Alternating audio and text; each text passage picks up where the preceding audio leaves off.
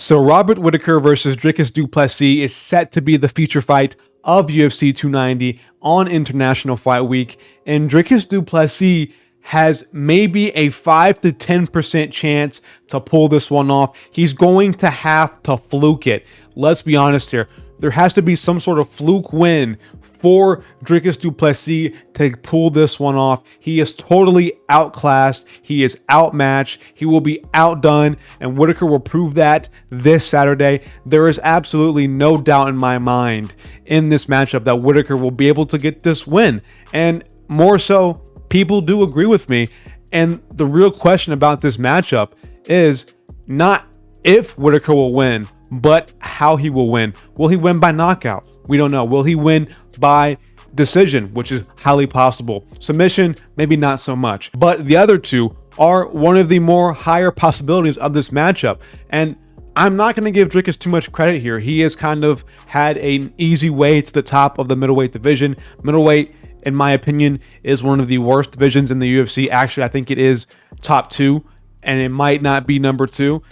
But it's definitely one of the worst divisions in the UFC entirely. So Dricus has found his way to make it up the rankings and get to this number, 6 or 5 spot? I think he's number 5. I think on the rankings when I last checked, he was tied for 5th with somebody else. I forget who it was, but he's pretty much a top 5 middleweight right now, and he's beaten Brunson, Tavares. He beat Trevin Giles before that, and I think somebody else in his debut. He hasn't really had any good competition at middleweight, which is few and far between at first glance. But even the good competition at middleweight, Dricus Du Plessis has not even touched it. Derek Brunson is an easy win for the majority of middleweights.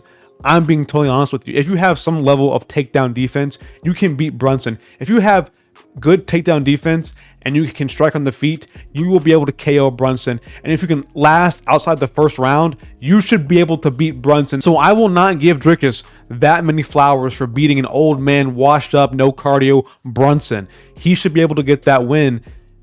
And Tavares, honestly, is a really solid win. I'm not going to lie. But after watching him get KO'd by Bruno Silva, it's not aging too well. So when I compare him to a guy like Whittaker, who is schooling everybody in the top 5, he beat Cannonier, he schooled Vettori, he beat Darren Till, which at the time was a decent win, and he even arguably beat Adesanya in the rematch. There's just such a high difference or high quality of opponent as compared to Dricus.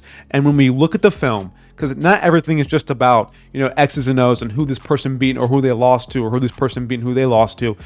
When we watch the film, you cannot give me a single damn reason to justify how Dricus can beat Whittaker. And there is one decent argument that I have been hearing, is that maybe he can KO him on the feet. Whittaker's chin isn't the most granite. It can definitely be broken in fights, and Du Plessis has a considerable amount of power, which I do agree with. He KO'd Trevin Giles. He was putting on Tavares. He KO'd a guy in his first... I'm blanking on his name, but he KO'd the guy in his first matchup. Du Plessis has immense power, and he can grapple, so maybe he can take down Whittaker. But what we've seen from Whittaker is that his takedown defense is elite. If Yoel Romero could not sit there and pretty much beat up and grapple up Whittaker, I don't see a chance that Du Plessis can do it.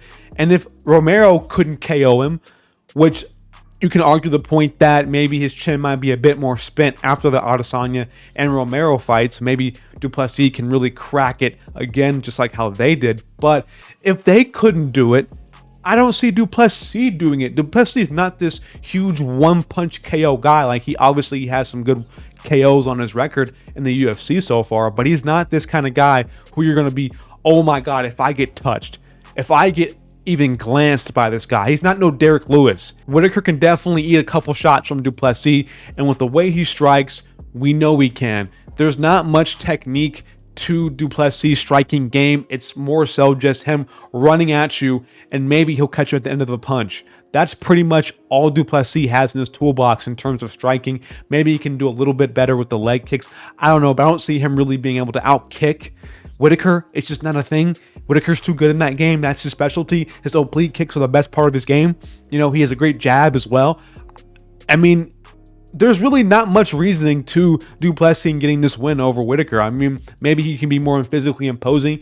When we watched the face-offs at the press conference today, which happened today, the time I'm recording this video, he was a bit bigger than Whittaker, but Whittaker obviously is one of the more smaller middleweights. He isn't a huge middleweight by any means. So maybe Du Plessis can impose a little bit of some physicality to him in the grappling department.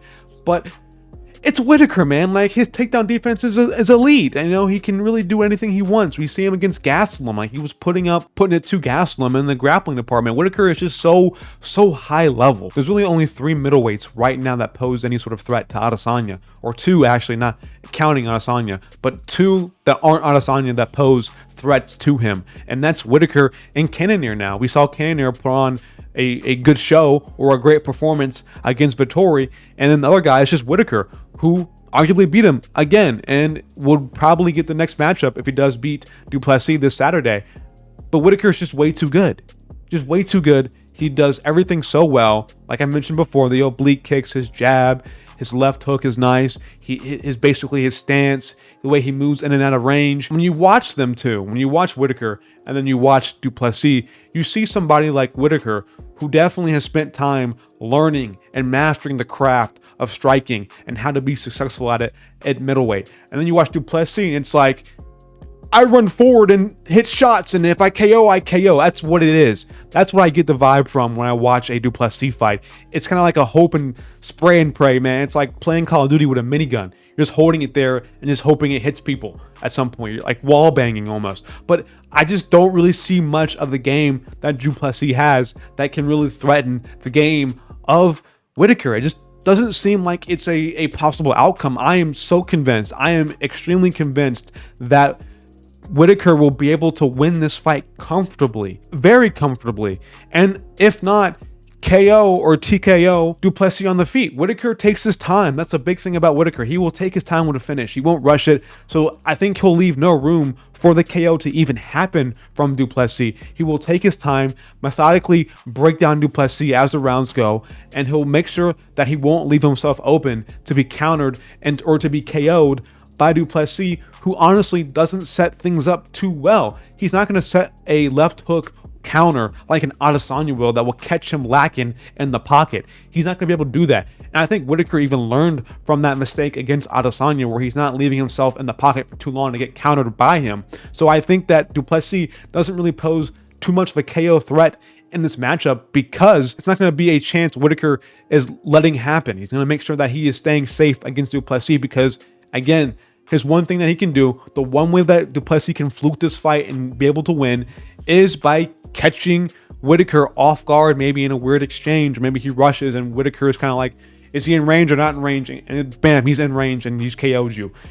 There's going to be a chance in this fight for Du Plessis to come through and maybe get a KO. But I think Whittaker is going to do his best, his due diligence, to really mitigate those chances that Du Plessis might have. He's going to make sure that he's playing this fight or fighting this fight very high IQ, very intelligently. He will not let Du Plessis get the one thing that he needs to win, which is a fluke KO. And one big narrative that was going around was Du Plessis' nasal surgery.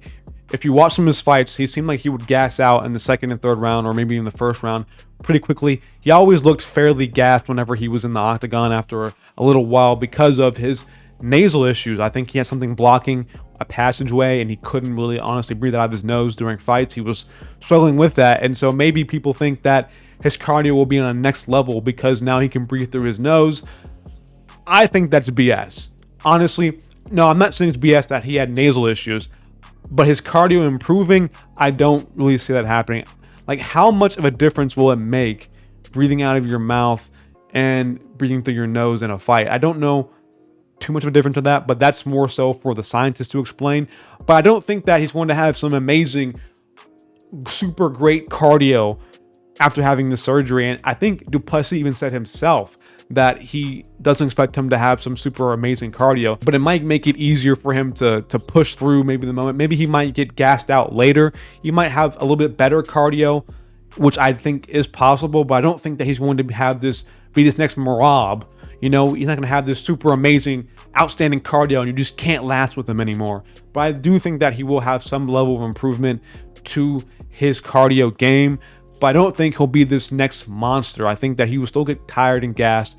I think he'll be able to deal with it better, is what I'm saying. He'll be tired and gassed, but not looking like a horrific, gassed out Abismagomedov in front of Whittaker. I think he'll be more composed, more like, I'm gassed, but I can tough through this, is what I really mean to say. But overall, I think Whittaker has this one in the bag. I think most people do agree with me. If I do make an official prediction, I will say Whittaker by decision. I know it's basic. I know it's what everybody else is saying, but I think it's definitely the most likely outcome, and I'm going to predict the most likely outcome. Robert Whittaker wins this fight 100% by decision. He will piece up Du Plessis for 3 rounds. I would say 30-27, with maybe a weird moment or something awkward happening in the first round where Du Plessis has some success, which is definitely possible. But Whittaker wins by 3-round decision, 30-27.